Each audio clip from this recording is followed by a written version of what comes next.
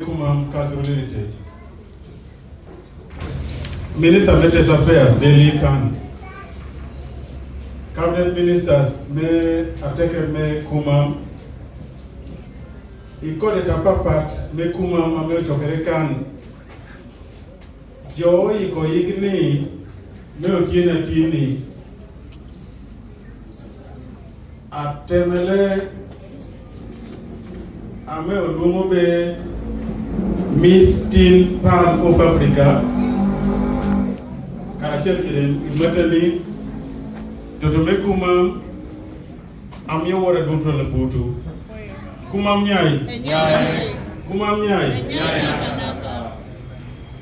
Dipo liya wata nyim. Omiyo liya wuto ichokere apore urobelo London. Ameko rotili ya belu keleu Pimaro. Awurokuli ya belu keleu. Dine ne pode menga kama ngaponi. Atie abaka cheli Afrika. Ametie kede chepe mewi lobo dedede. Ameko di chokere abaka yinde. So chokere urobedo in London amodo bora beliye karachel kede queen me bulaya keda baka me bulaya keda baka che me wilobo da ko ngeno be ko dia auto ko ta ke bi lo be ko ma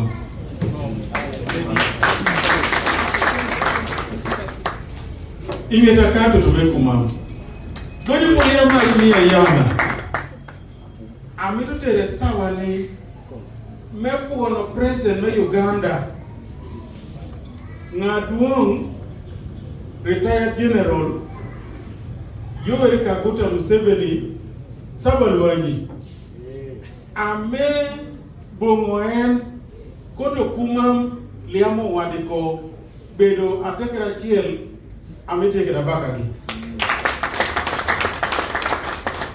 bien yiko tieba odiye ebedo yi atetu tuan Dio ko wandiko wa ikum abilati Uganda orkanya biwe kani. Nan abakai atie tomi kanyare kene Uganda kan. Tomi adi kanyare kene Uganda kan. Kuma kia cheli. Iwi president na Uganda. Ameiwe wa vas majikini. Watu ke poro ribere nukida pogan. Ikare dede dogwa kun logo wa mekure sunyu omakuna kuta kede buku medaro kopigo atie kwa nanu kuma kaitie mwane yeto ngata me yoto mwana konture akomenu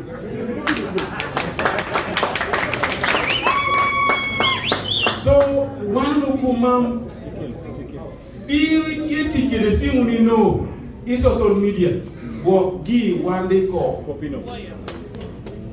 walk new giami one day ko ikum jotel mapugan atikom wado bitu kuncha kumamodi abila che ochamo oyin wan kuma bodi keto leko wa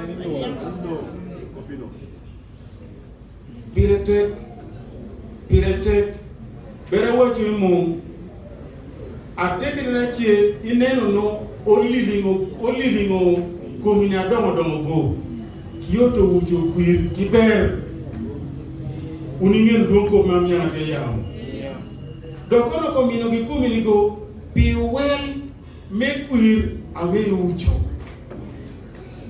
doan kumon chingwali wada ikopo ya rubino o mion wegi kwir tedike wada o to dio kwa jbe kadom idoya chala man mito bedo RDCs idoya roma man mito bedo permanent secretaries idoya roma man mito ambassadors idoya roma man mito bedo high commissioners idwaro man mito scholarships omiyo wa mami liage no imongino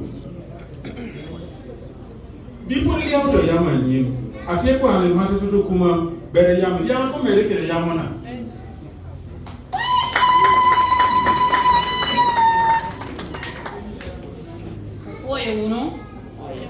Oi duena undre debe duni duena liaga fakare yera chela chie poi do yiko beduni memi ne bedo amunya ngoma malo doko ya yo pineno bi duena otiekane mogo ngeo to butakuno do mogo tina tene no faces kinye lia pole maneno ya bedo yo meneno Rubango ke tubero kumam e maru. Liame ora ile mito bebe kumam. Do rubango no ke tubero kumam. Do nyomi tielo kumam. Dimo lo bango maru ye ke tubero kumam. Opo yo no lo. Opino no jo amarere. Anyira. Somuni ber. Iko udu no tiche. Bedunu jo abecho iyaro gudu miere kuri beda tina me nyinyi oto kan kede ka atini napa kina udi choda napa kina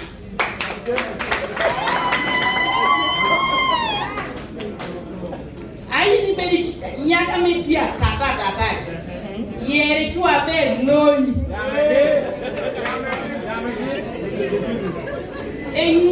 ngape da o ya me na ude tuo loi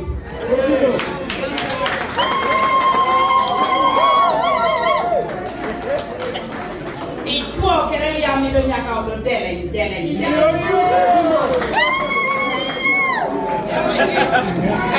kera da o ya chiago ni me mala e ko yo ngape ni tie smart ngape kweli ni bo yeah ya kwa yo smart nesi ko mi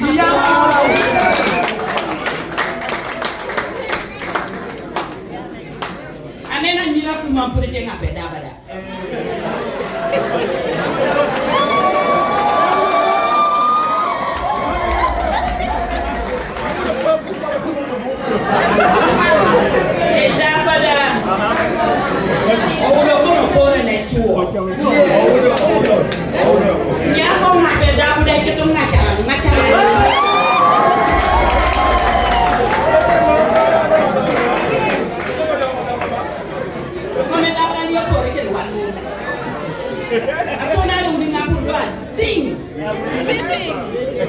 fitting.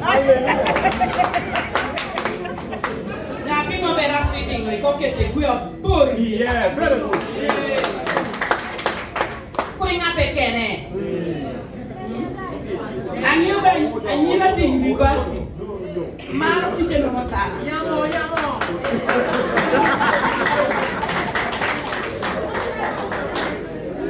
Anila tio.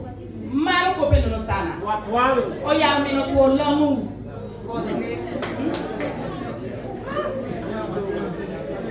Ani ni tie kita me tie kele. Kele to neni.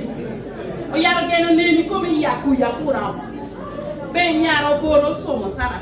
O ko kena luori kedi soma ni kedi ngapeni kedi timi kedi tie moro ka somo sana. E wakere bo